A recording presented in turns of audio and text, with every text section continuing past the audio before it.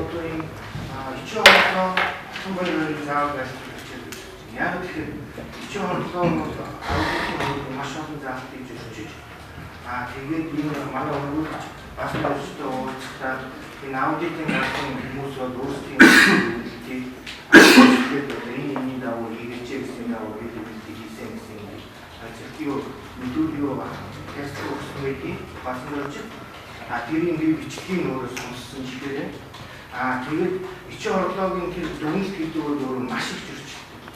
Тэр хүн өөрөө байж энийхээ учрыг олохгүй яг тэр хүн өөрөө шалгасан гэдгийг бол тэр дүнэлтээр бол хааж байхгүй.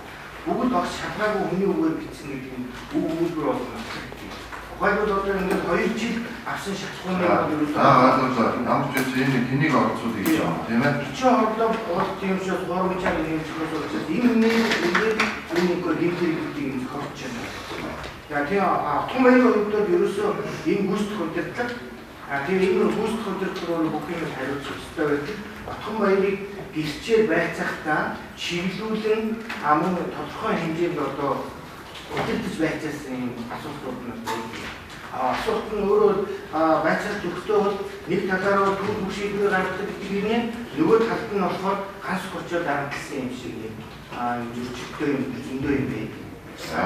Том баяр өөрөө юм бас заавал байх хэрэгтэй.